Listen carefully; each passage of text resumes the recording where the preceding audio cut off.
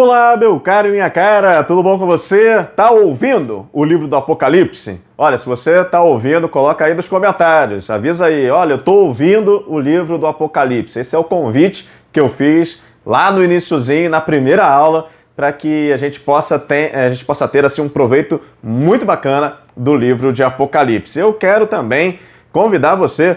Conhece alguém que se interesse pelo tema ou que você acha que vai se interessar pelo tema? Compartilha também esse vídeo, segue ele aí se você ainda não segue, aperta o sininho para que você seja notificado, porque nós estamos assim, passo a passo, com bastante calma, explorando esse livro que é muito bacana e muito relevante para os nossos dias hoje. E hoje, continuando, nós estamos já agora no 7º encontro, né, do estudo do livro de Apocalipse, e continuando a nossa caminhada, nós vamos ver a carta que Jesus escreveu para a igreja de Pérgamo. Vamos lá?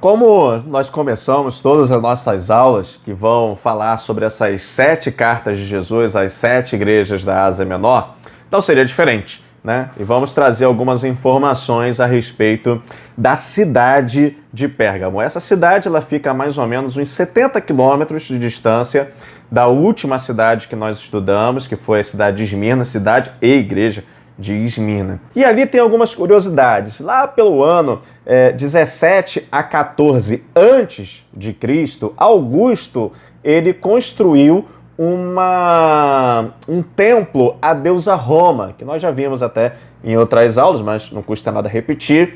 Era uma deusa que personificava o próprio Estado romano. Ali em Pérgamo também estava o templo de Zeus, que Zeus é com Z, né, gente?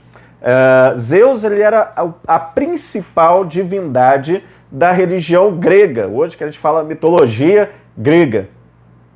Então tinha um templo ali, e dentro do templo tinha uma estátua bastante imponente, onde Zeus estava assentado num trono, e na borda daquele trono, né, estavam ali imagens esculpidas de Zeus, juntamente com a deusa, sua filha Atena, lutando contra a invasão dos celtas, que aconteceu lá pelo século III também, antes de Cristo. De fato, assim, nessa época que estamos tratando das 7 igrejas, Pérgamo era a cidade da Ásia, cidade capital romana, né, da Ásia Menor. Por quê? Porque o último rei de Pérgamo, o nome dele era Átalo III, ele deixou o reino em testamento para Roma, né? Ou seja, no seu testamento o reino não ficou para o seu filho, o reino ficou para Roma. E aí, então, quando o rei Átalo III morre, aquele território passa a ser anexado a Roma. E talvez assim, como uma resposta, como uma compensação, como um reconhecimento, ou coisa que o valha, Roma faz da cidade de Pérgamo uma capital romana dentro do território da Ásia Menor, né? E aí, uma coisa agora curiosa e que vai nos servir para poder entender algumas questões da carta de Jesus à igreja de Pérgamo, é assim, você lembra que quando a gente estudou Esmirna tinha um negócio em coroa? Ela tinha um negócio com coroa, né? Você olhava, um dizia que olhando a cidade de cima, vendo os edifícios em torno do Monte Pago, parecia uma coroa. O outro dizia que parecia uma coroa de estrelas. A moeda tinha a imagem de Cibele, que era uma deusa coroada, e tinha lá também o templo ao imperador, ou seja, a própria coroa de Roma. O vencedor dos jogos, ele recebia uma coroa. Pérgamo tem uma coisa muito similar, mas com pedrinha branca. Olha que interessante. Primeiro, quem ia para o tribunal, vamos lembrar que Pérgamo, por ser a cidade, isso é importante mencionar, por ser a cidade capital dentro da Ásia Menor, ali ficava o procônsul, né? E as questões jurídicas mais importantes eram tratadas em Pérgamo diretamente para o procônsul, antes de ir, talvez, para o próprio César, né? E aí, se o camarada fosse inocentado, ele recebia uma pedrinha branca diga assim, né, em sinal da sua inocência. Essa mesma pedrinha branca era dada toda vez que você recebia um convite para poder participar de um banquete oficial ou de uma festividade, né? Uma festividade local, assim, né? Da cidade, né? Outra coisa, também, você recebia uma pedrinha branca quando você vencia os jogos, né? Na cidade de Esmina era uma coroa, mas em Pérgamo você recebia uma pedrinha branca com o seu nome escrito. Como se fosse, digamos assim, uma proto-medalha, né? Que a medalha tem a cordinha para você pendurar, mas assim, ele recebia, era uma pedrinha com o seu nome inscrito. E era muito comum que as pessoas de Pérgamo portassem uma pedrinha branca sempre consigo, meio como um amuleto. Nessa pedrinha tinha ali uma inscrição como se fosse uma fórmula mágica, e aquilo ali eles acreditavam que protegia a vida deles, né? Bom, a gente vai entender por que eu estou falando dessa pedrinha branca a partir da exposição do texto da carta de Jesus a Pérgamo, que nós vamos ver agora. Bom, texto em tela, vamos então à exposição da carta de Jesus à igreja de Pérgamo. Vamos fazer então primeiro uma leitura, fazer um pouquinho diferente do que fizemos nas duas primeiras cartas. Vamos ler primeiro toda a carta, no primeiro momento, depois a gente vai versículo a versículo, verificando a interpretação de cada elemento e também trazendo para nós uma aplicação para os dias de hoje.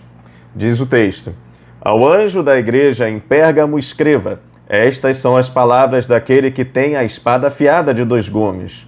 Sei onde você vive, onde está o trono de Satanás. Contudo, você permanece fiel ao meu nome e não renunciou à sua fé em mim, nem mesmo quando Antipas, minha fiel testemunha, foi morto nessa cidade, onde Satanás habita. No entanto, eu tenho contra você algumas coisas. Você tem aí pessoas que se apegam aos ensinos de Balaão, que ensinou Balaque a armar ciladas contra os israelitas, induzindo-os a comer alimentos sacrificados a ídolos e a praticar imoralidade sexual. De igual modo, você tem também os que se apegam aos ensinos dos nicolaítas. Portanto, arrependa-se, senão virei em breve até você e lutarei contra eles com a espada da minha boca. Aquele que tem ouvidos, ouça o que o Espírito diz às igrejas. Ao vencedor darei o maná escondido. Também lhe darei uma pedra branca com um novo nome nela inscrito, conhecido apenas por aquele que o recebe. Então essa aqui é todo o conteúdo da carta de Jesus à igreja de Pérgamo. Bom, então agora nós vamos versículo a versículo dessa carta. Ao anjo da igreja de Pérgamo escreva: estas são as palavras daquele que tem a espada afiada de 2 gumes. Essa expressão, espada afiada de 2 gumes, é parte da descrição que aparece no capítulo 1 de Jesus glorificado. A expressão espada afiada de 2 gumes, ela não é estranha para os cristãos. Afinal de contas, o escritor de Hebreus, no capítulo 4, verso 12, ele já vai trazer essa imagem para nós, né, de que essa espada, ela é a palavra de Deus. Quando ele diz que, pois a palavra de Deus é viva e eficaz, mais afiada do que qualquer espada de 2 gumes. Ela penetra ao ponto de dividir alma e espírito, juntas e medulas, e julga os pensamentos e intenções do coração. Então, essa espada afiada de 2 gumes é a palavra de Deus. E vamos lembrar também que João, o Evangelho de João, no capítulo 1, versículo 1, ele vai dizer que Jesus era a palavra que estava com Deus na criação. Algumas traduções vão dizer palavra, se eu não me engano, a NVI, ela vai dizer palavra. Outras traduções mais antigas vão falar o verbo, né? Na verdade, assim, o texto que está na minha mente, no meu coração, de João, é que está a expressão verbo, né? Que diz, no princípio era o verbo, e o verbo era Deus, e o verbo estava com Deus. E ali no versículo 14, o João vai dizer, né? E o verbo se fez carne e habitou entre nós, e vimos a sua glória como a glória do unigênito do Pai, cheio de graça e verdade. Então a gente pode entender aqui que Jesus, ele não só tem a espada afiada de dois gumes, como ele é a própria espada afiada de dois gumes, uma vez que ele também pode ser entendido como a palavra de Deus. Ele é a palavra encarnada de Deus. E Jesus é aquele que vai, digamos assim, que consegue separar aqueles que ouvem o que o Espírito diz à igreja daqueles que ouvem o ensino de Balaão ou o ensino dos nicolaítas. Jesus é aquele que consegue discernir, separar. Na igreja estamos todos juntos. Aqueles que ouvem o que o Espírito diz às igrejas e aqueles que dão atenção a heresias ou a coisas que vão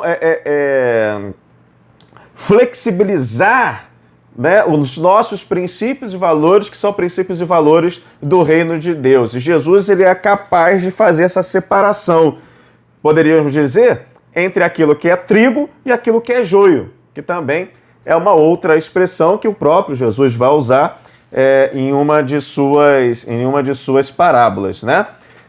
Vamos lembrar que não é porque simplesmente toca o coração, não é porque suscita emoções que algo efetivamente vem de Deus. A igreja precisa ter o zelo doutrinário, zelo esse que nós encontramos, por exemplo, na igreja de Éfeso. Claro, sem abrir mão do amor, foi isso que nós aprendemos quando nós estudamos a carta de Éfeso, né? Mas a igreja precisa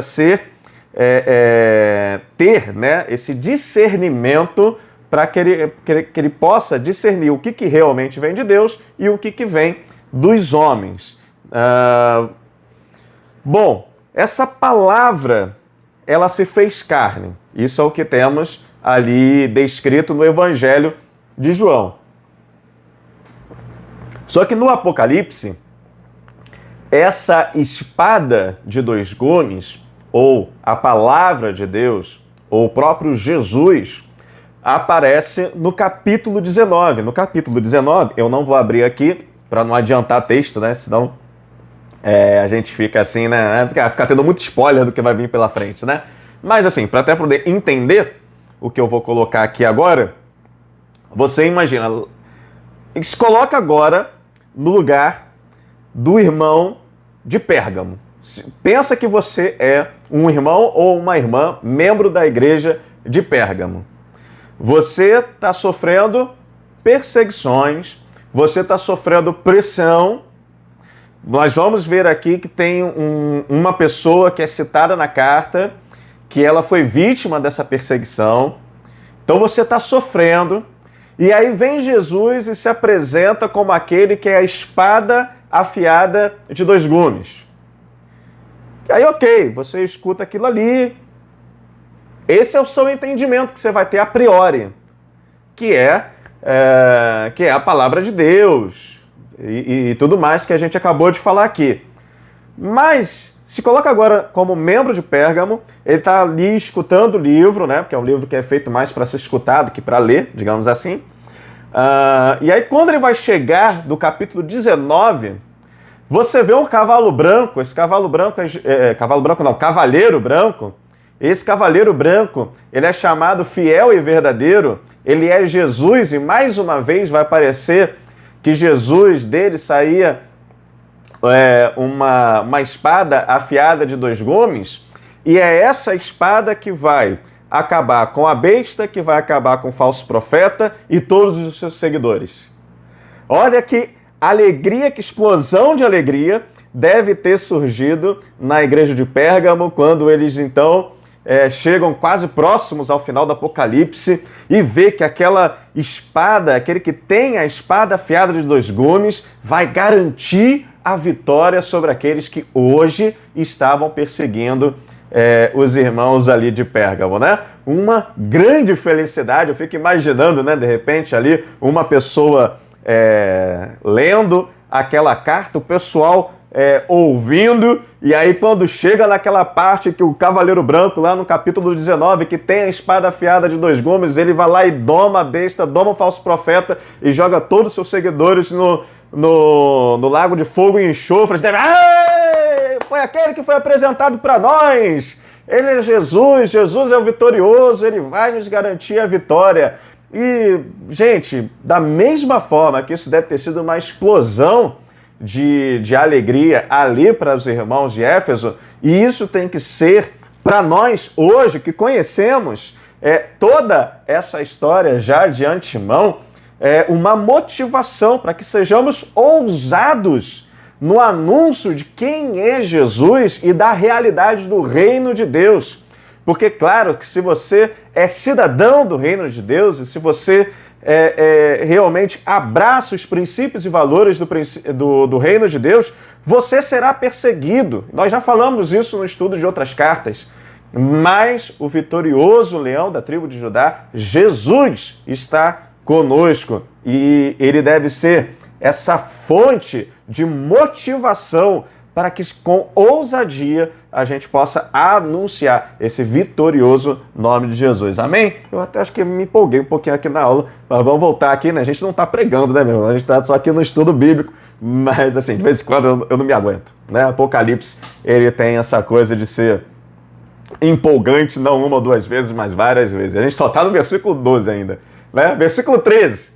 Vamos colocar aqui na tela.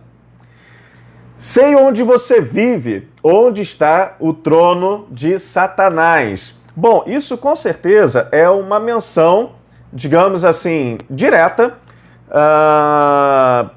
ao templo da deusa Roma, que nós já comentamos ali na introdução, e aquela estátua imponente, né, de Zeus, que ficava ali no templo construído para Zeus, né? Era uma estátua imponente, grande, que ele estava ali assentado num trono. Segue o texto.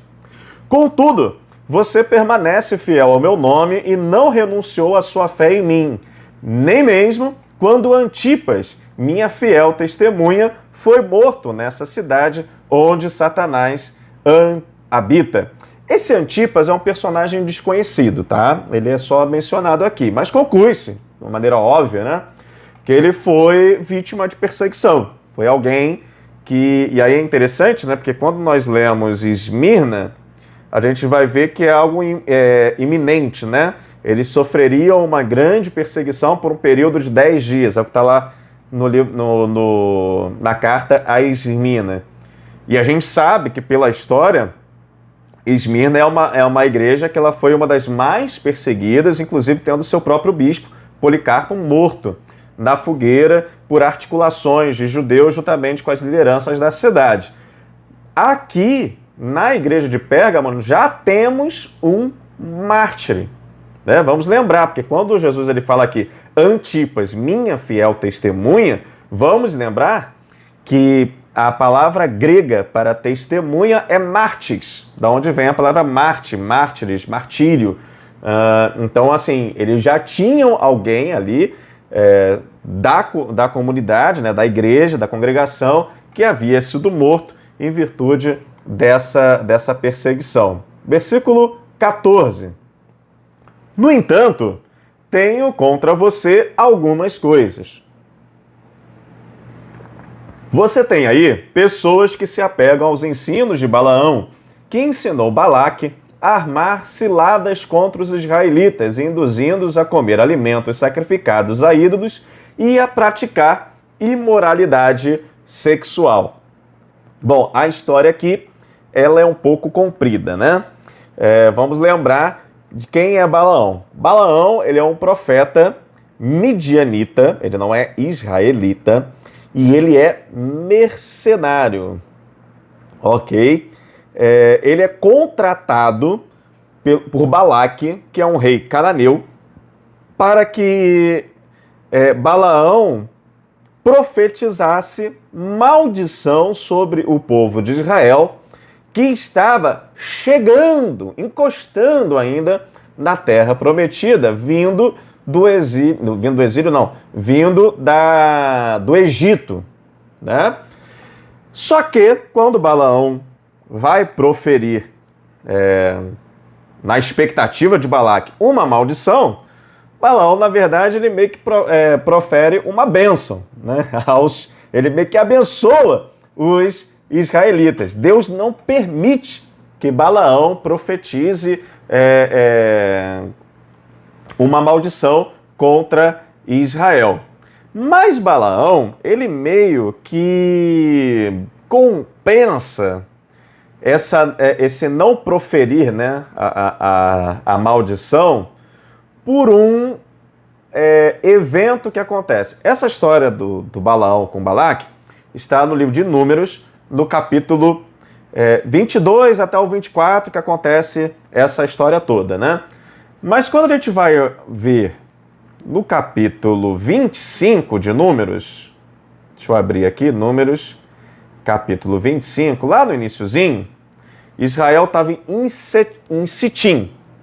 E aí diz o texto: enquanto Israel estava em Sitim, o povo começou a entregar-se à imoralidade sexual com mulheres moabitas. Os convidavam aos sacrifícios, desculpa, não mudei a tela, né? De seus deuses. O povo comia e se prostrava perante esses deuses. Assim, Israel se juntou à adoração de Baal Peor, e a ira do Senhor acendeu-se contra Israel. A gente vai ver que uma praga se espalha no acampamento de Israel por essa ocasião. Bom, quando Moisés ele vai liderar uma investida contra os midianitas, é dada uma ordem de invasão e os soldados deveriam matar a todos, né?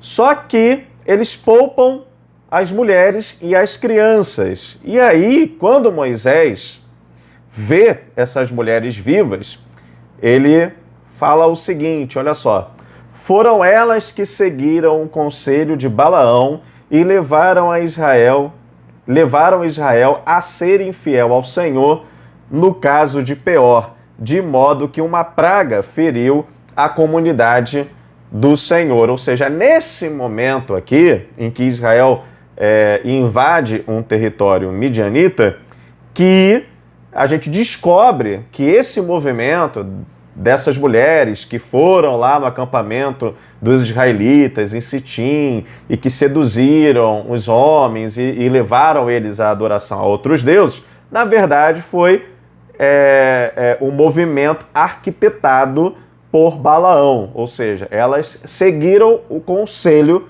de Balaão. Então, a gente percebe aqui o que Jesus está querendo dizer quando ele diz que aqueles membros da igreja de Pérgamo se apegaram, vamos voltar aqui ao texto de Apocalipse, se apegaram ao ensino de Balaão. Ou seja, e aí está muito ligado, né? Então o que é isso, né? Está muito ligado à questão de comer alimentos sacrificados a ídolos e a praticar imoralidade sexual. Bom, essa questão de alimentos sacrificados a ídolos tem aí duas possibilidades. A primeira é das carnes que eram vendidas, né? Eram alimentos de uma maneira geral, mas principalmente carnes, que eram vendidas nos mercados públicos. E que os animais, para poderem ser abatidos, né, para que tivessem então a sua carne ali disponibilizada para venda, eles seguiam um rito, ok? Outra possibilidade é da carne e alimentos que eram servidos nas festividades realizadas em homenagem a alguma divindade.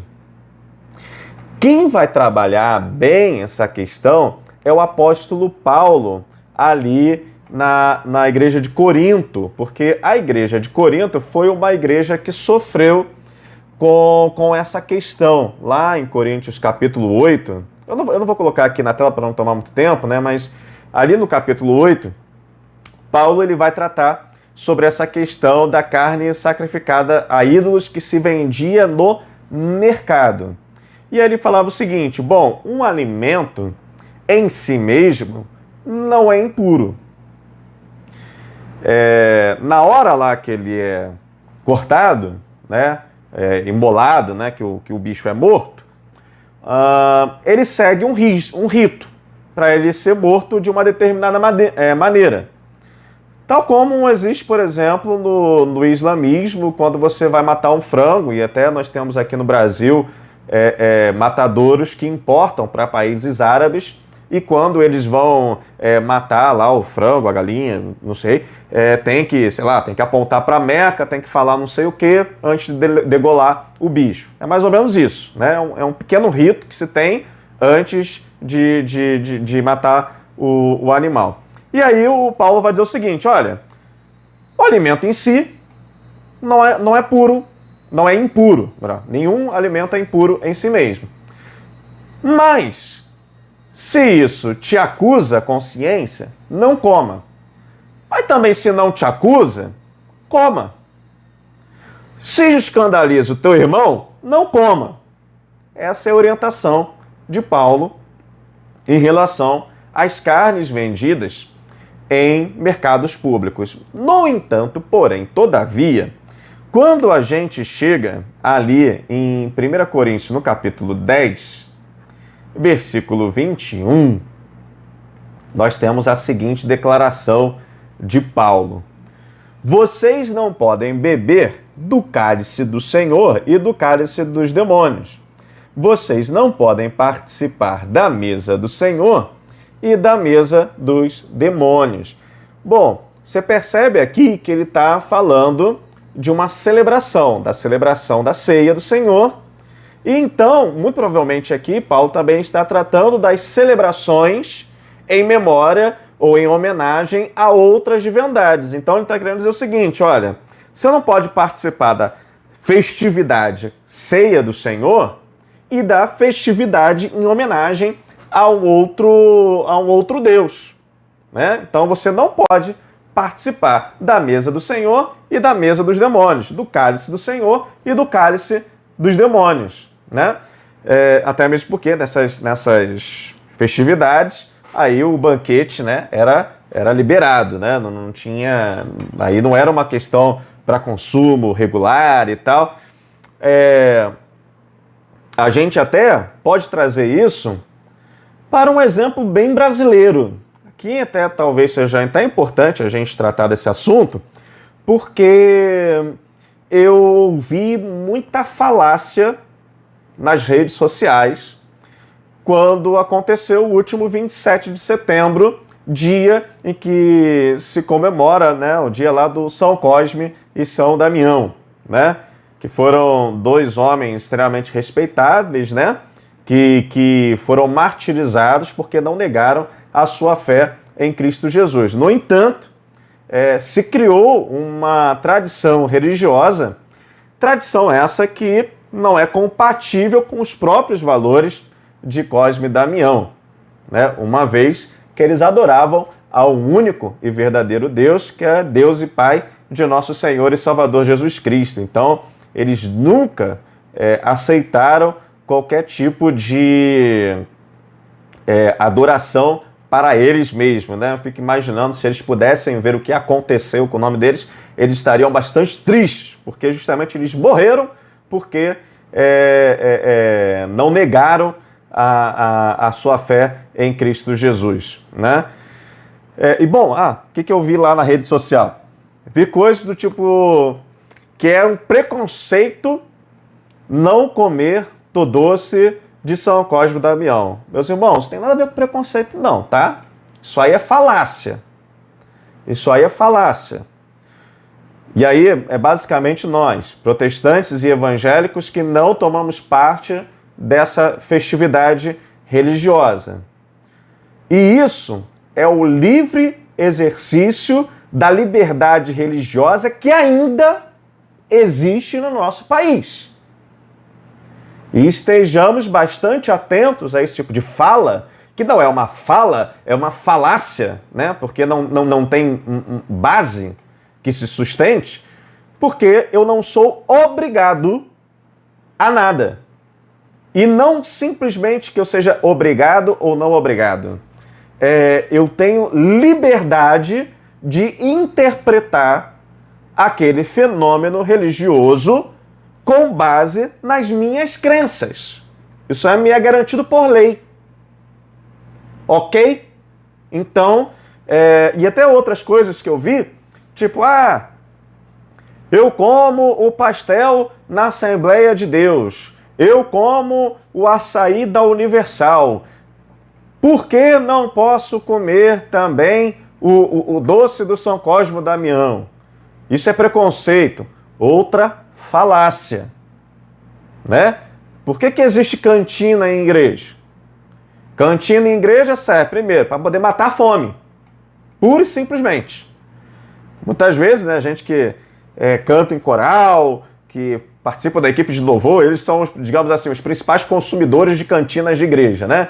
Porque ou ficam até depois do culto para poder ensaiar no coral, ou chegam antes do culto para poder ensaiar na equipe de louvor, e aí bate aquela fome, e aí bendito seja aquele que está na cantina para poder garantir um cachorro-quente, para poder garantir um lanchinho, né, antes ou depois da celebração, para que a gente consiga ficar em pé, né? Porque, afinal de contas, saco vazio não para em pé. E essa comida, ela não é oferecida a Deus, né? Porque o que acontece no dia de São Cosme e Damião é uma ofensa direta à doutrina da graça. O que é a doutrina da graça?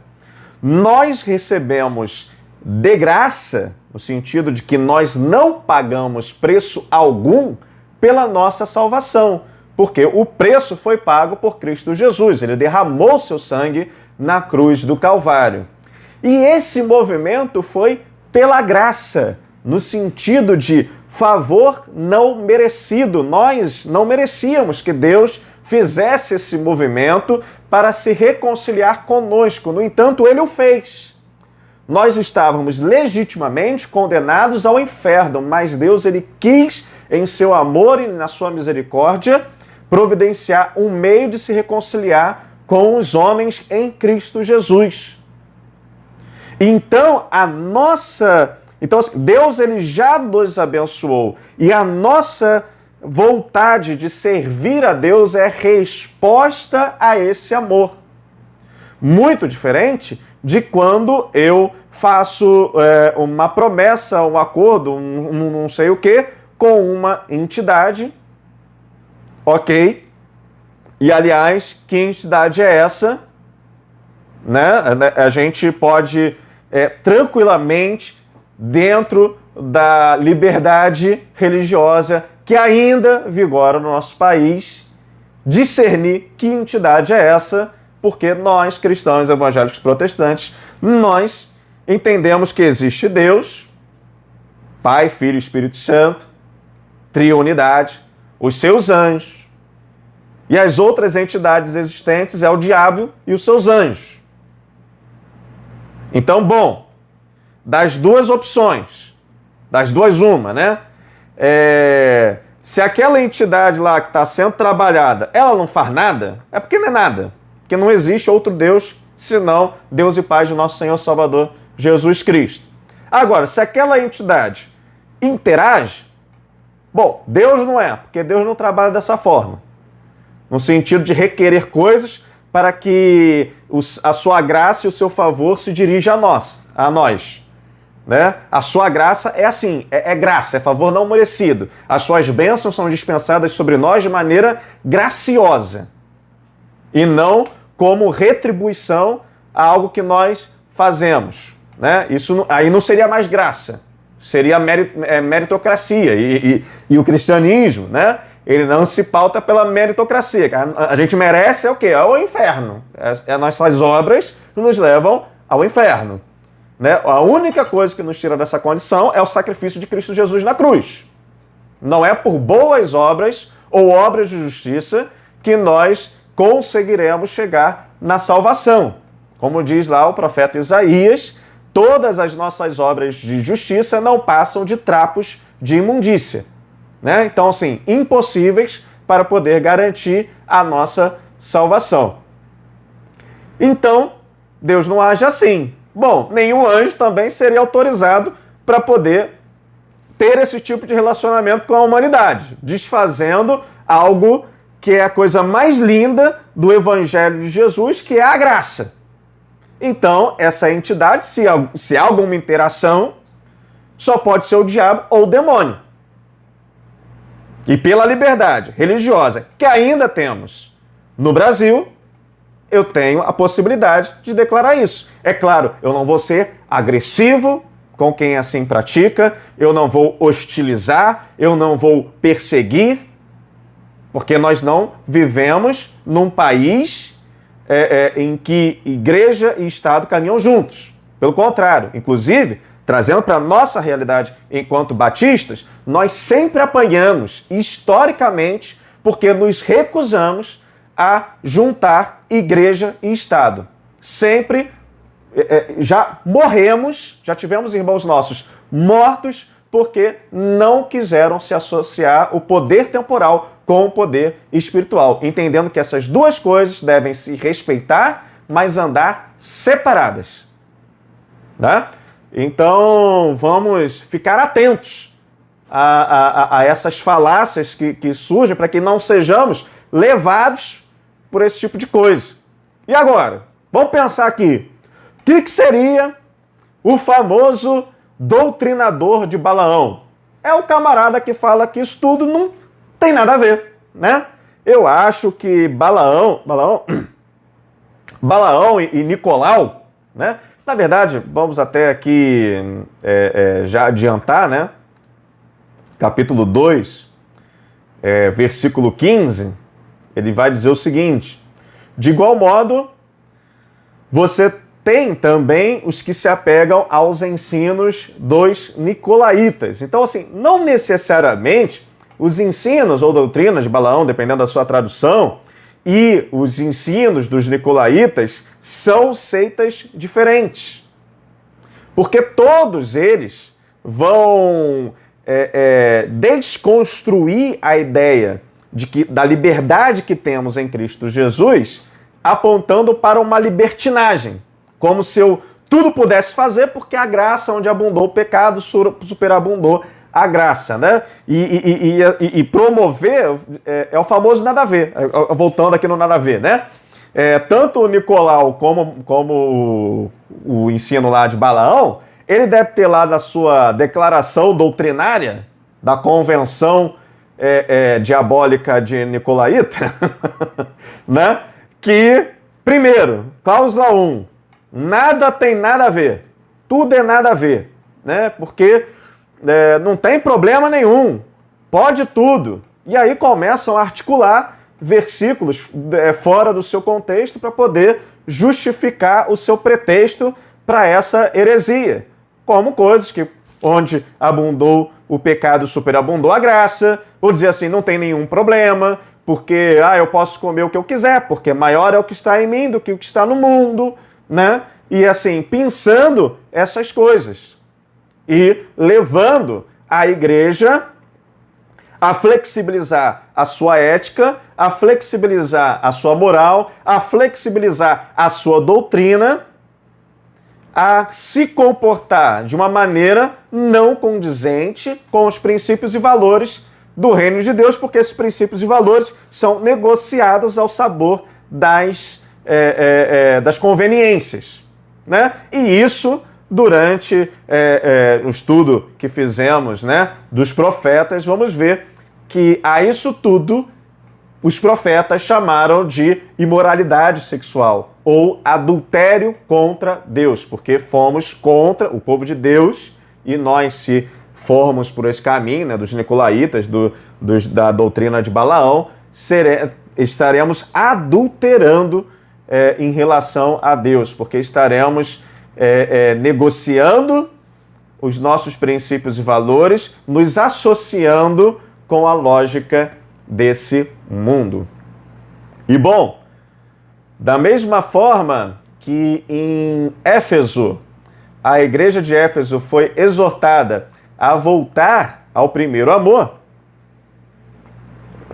e se arrepender e lembrar da onde ela caiu, da mesma forma também os irmãos de Pérgamo são chamados ao arrependimento.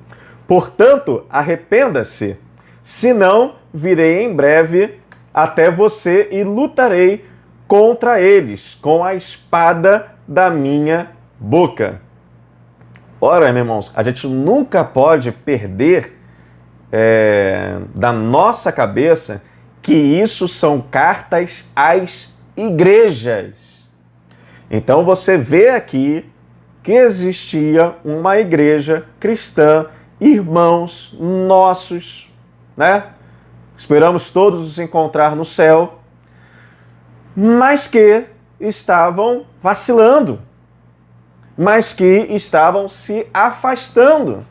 Eram pessoas que eram resistentes. Aqui, ó, você permanece fiel ao meu nome e não renunciou à sua fé em mim. Mas, ao mesmo tempo, eles estavam permitindo que uma heresia se espalhasse no seio da igreja, no interior da igreja, né? E aqui Jesus está falando para essa igreja, olha, arrependam-se, senão eu virei até você. Ou seja, Jesus ele vai vir até a igreja para lutar contra aqueles que estão divulgando essa heresia com a espada da minha boca. Na verdade, Jesus aqui está dizendo para a igreja qual é a ferramenta que ela tem que usar para aniquilar essas heresias. É a palavra de Deus. A palavra de Deus. O meu povo padece por falta de conhecimento. Né? É a palavra de Deus que vai discernir, mais uma vez, aqueles que ouvem o que o Espírito diz às igrejas, daqueles que ouvem a doutrina de Balaão. E assim termina a carta no versículo 17. Aquele que tem ouvidos, ouça o que o Espírito diz às igrejas. Ao vencedor, darei do maná escondido. Também lhe darei uma pedra branca com um novo nome nela inscrito, conhecido apenas por aquele que o recebe. Aí a famosa pedrinha branca que falamos no iniciozinho, né? Nós demos essa ênfase dessa coisa, né? Que a igreja, que a cidade de Pérgamo tinha com essa tal pedrinha branca, e ela é aqui ressignificada por Jesus. Que aquilo que era um símbolo, essa pedrinha branca que era um símbolo dado, aquele que era inocentado num tribunal, ela é dada para aquela que é inocentado pelo sangue do Cordeiro. Aquela pedrinha que era dada para alguém como um passe de convite para poder participar de um banquete oficial, para poder participar de uma festividade, essa pedrinha está sendo dada para aquele que é convidado a se assentar na mesa do Senhor.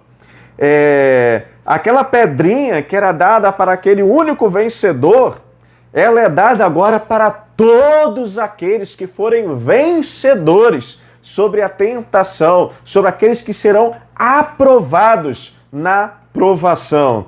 Aquele que se manteve fiel, ele vai ter o seu nome gravado, ou seja, a sua identidade estará ligada com a pessoa de Jesus Cristo, como um verdadeiro discípulo de Jesus Cristo. É alguém que, ouvindo o que o Espírito diz às igrejas, não negocia a sua identidade como discípulo de Jesus Cristo, como aquele que é então sustentado e se sustenta em Cristo Jesus. Daí o maná. O maná é aquele pão que desceu do céu, e vamos lembrar que o pão que desceu do céu é o Senhor Jesus Cristo, e assim aquele que não negocia a sua fé, não negocia os seus princípios e valores, é alimentado e sustentado pelo próprio Senhor Jesus Cristo e não negocia a sua identidade enquanto discípulo de Jesus. Bom, essa é a carta de Pérgamo, é mais uma carta que nos convida a permanecer fiel, a receber esse sustento, a não negociar a nossa identidade enquanto discípulos de Jesus. E um grande exemplo para todos nós aqui. E que então essa palavra trazida de Jesus para a igreja de Pérgamo possa também encontrar abrigo nos nossos corações, para que sejamos considerados vencedores em nome de Cristo Jesus. E é em nome de Jesus, a nossa esperança, que eu me despeço aqui. Que Deus te abençoe e até a próxima semana.